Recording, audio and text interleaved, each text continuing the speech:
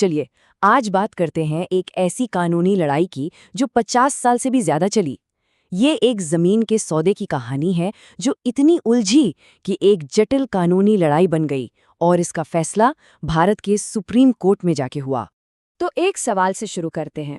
जरा सोचिए कि किसी ने अपनी जिंदगी भर की जमा पूंजी लगाकर एक घर खरीदा और फिर उन्हें पता चलता है कि वो जमीन तो दशकों से एक कानूनी विवाद का हिस्सा है। ऐसा ही कुछ हुआ पुणे के एक परिवार के साथ। अब आता है कहानी में सबसे ड्रामेटिक मोड़। ये वो पल था जब एक कानूनी लड़ाई सिर्फ कागजों तक सीमित नहीं रही, बल्कि असल दुनिया में जमीन पर उतर आई। तो बात है साल 2019 की। एक बहुत लंबा इंतजार खत्म होने वाला था, या शायद एक नई लड़ाई शुरू होने वाली थी। सोचिए, 18 जनवरी 2019 का दिन है। सालों की अदालती कार्यवाही के बाद कोर्ट के अधिकारी और पुलिस के साथ असली खरीदार अपनी जमीन पर कब्जा लेने पहुंचता है। लेकिन वहां जो परिवार रह रहा था, उन्होंने उन्हें अंदर आने से ही रोक दिया। उनका दावा था कि वो घर उनका है। सवाल यह है कि आखिर ऐसा हो कैसे सकता है। इस पूरी गुत्थी को सुलझाने के लिए हमें कहानी की एकदम शुरुआत में जाना होगा, करीब 50 साल पहले। तो हुआ ये कि 1973 में हेमचंद्र भोसले ने राजाराम पोकले से जमीन खरीदने का एक एग्रीमेंट किया, पर सेलर ने वो सौदा कभी पूरा ही नहीं किया। 13 साल इंतजार करने के बाद 1986 में भोसले कोर्ट चले गए और 1990 में कोर्ट ने उनके हक में फैसला सुनाया और सेलर को जमीन की बिक्री पूरी करने का आदेश दिया। यहाँ तक तो सब ठीक ठाक लग रहा है ना? लेकिन असली ट्विस्ट तो अब आता है। एक ऐसी गलती जिसने इस सीधे साधे केस को दशकों तक उलझा कर रख दिया। हुआ ये कि 1986 में केस फाइल होने के ठीक बाद, जब मामला कोर्ट में चल ही रहा था, विक्रेता राजाराम पोकले ने वही जमीन एक नहीं 8 अलग-अलग सेल डीड्स के जरिए दूसरे लोगों को बेच दी। और यही वो गलती थी जो बहुत भारी पड़ने वाली थी। तो अब देखिए कि ये मामला कैसे उलझता चला गया। जमीन बार बार बिकी, एक खरीदार ने तो उस पर बंगला तक बना लिया और आखिर में 1996 आते आते ये प्रॉपर्टी आ गई चौहान परिवार के पास। अब उन्हें तो यही लगता था कि वो इसके असली मालिक हैं। उन्हें इस जमीन के पीछे की कानूनी लड़ाई का कोई आइडिया ही नहीं था। तो अब सवाल ये है कि कोर्ट ने फैसला कैसे दिया।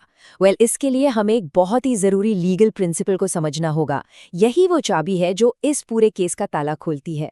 इस सिद्धांत को कहते हैं लिस पेंडेंस। ये एक लैटिन शब्द है जिसका मतलब है पेंडिंग सूट या चलता हुआ मुकदमा।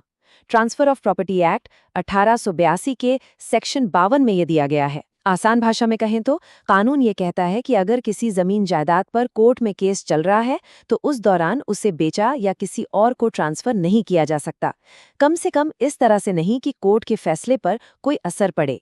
अब कोर्ट ने बताया कि लिस पेंडेंस कब लागू होता है। इसके लिए 5 शर्तें हैं।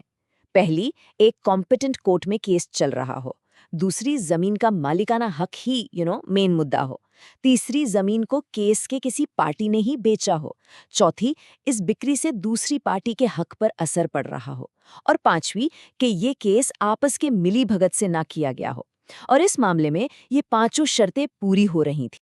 तो फिर इस कानूनी नियम का असर उस परिवार पर क्या पड़ा जो 2019 में घर खाली करने से मना कर रहा था? तो देखिए, कोर्ट में नए मालिकों की सबसे बड़ी दलील ये थी कि हमने तो अच्छी नीयत से यानी बोनाफाइड ये प्रॉपर्टी खरीदी थी, हमें पुराने सौदे के बारे में कुछ पता नहीं था। लेकिन सुप्रीम कोर्ट ने साफ कर दिया, लिस पेंडेंस के सिद्धांत के सामने अच्छी नीयत या जानकारी ना होना कोई बचाव नहीं है। मतलब अगर प्रॉपर्टी पर केस चल रहा था तो उस दौरान हुई हर बिक्री कोर्ट के आखिरी फैसले पर ही टिकी होगी।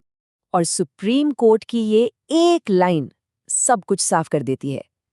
कोर्ट ने कहा कि जो इंसान मुकदमा चलते हुए कोई प्रॉपर्टी खरीदता है वो कोर्ट के फैसले से ठीक वैसे ही बंधा होता है जैसे कि वो खुद उस केस का हिस्सा हो।